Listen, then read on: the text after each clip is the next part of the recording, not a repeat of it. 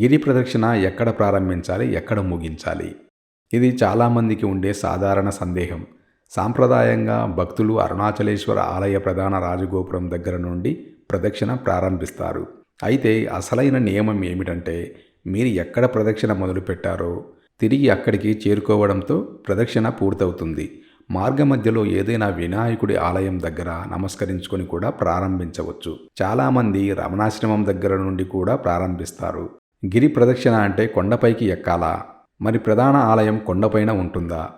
లేదు, ఇది చాలా ముఖ్యమైన విషయం. గిరి ప్రదక్షిణ అంటే కొండ చుట్టూ, అంటే కొండ పాదాల దగ్గర ఉన్న 14 కిలోమీటర్ల మార్గంలో నడవడం. ఆ కొండనే శివునిగా భావిస్తాం కాబట్టి గౌరవ సూచకంగా దానిపైకి ఎక్కకుండా చుట్టూ ప్రదక్షిణ చేస్తాం. ఇక్కడ కొండే శివుడు. ప్రధానమైన అరుణాచలేశ్వర ఆలయం కొండపైన ఉండదు, కొండ పాదాల వద్ద ఉంటుంది. ఈ ఆలయ ప్రధాన రాజగోపురం నుండి గిరి ప్రదక్షిణ మార్గం ప్రారంభమవుతుంది. ఈ కొండ చుట్టూ తిరిగి మళ్ళీ ఆలయం వద్దకు వచ్చి పూర్తి చేస్తారు. గిరి ప్రదక్షిణ ఏ వైపున నడవాలి? గిరి ప్రదక్షిణ ఎల్లప్పుడూ కొండ మనకు కుడివైపున ఉండేలా, అంటే రోడ్డుకు మనం ఎడమ వైపున నడవాలి. మనకు కనిపించని సూక్ష్మ రూపంలో సిద్ధులు, దేవతలు కొండకు దగ్గరగా కుడివైపున ప్రదక్షిణ చేస్తుంటారని, వారికి మనం అడ్డు తగలకూడదని ఒక బలమైన నమ్మకం. గిరి ప్రదక్షిణకు టికెట్ ఏమైనా తీసుకోవాలా? ఇది చాలామంది అడిగే ప్రశ్న. గిరి ప్రదక్షిణలో పాల్గొనడానికి ఎటువంటి టికెట్ అవసరం లేదు. ఇది పూర్తిగా ఉచితం.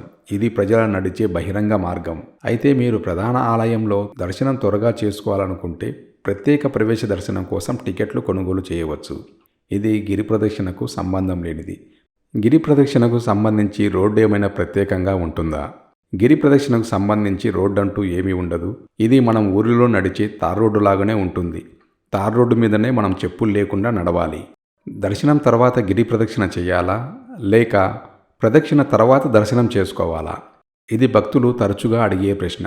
చాలామంది అనుసరించే సాంప్రదాయం ఏమిటంటే, మొదట గిరి ప్రదక్షిణ పూర్తి చేసి ఆ తర్వాత అరుణాచలేశ్వరుని దర్శనం చేసుకుంటారు. గిరి ప్రదక్షిణను ఒక తపస్సులా, యజ్ఞంలా భావించి శారీరకంగా, మానసికంగా శుద్ధి పొందిన తర్వాత స్వామిని దర్శించుకోవడం పరిపూర్ణ అనుభూతిని ఇస్తుందని నమ్మకం. అందుకే కొందరు రాత్రంతా ప్రదక్షిణ చేసి ఉదయాన్నే ఆలయానికి వెళ్ళి దర్శనం చేసుకుంటారు. అయితే ఇది ఖచ్చితమైన నియమమేమీ కాదు. మీ భక్తి మరియు సంకల్పమే ప్రధానం. మీ సమయానుకూలంగా ఏ విధంగా అయినా చేసుకోవచ్చు.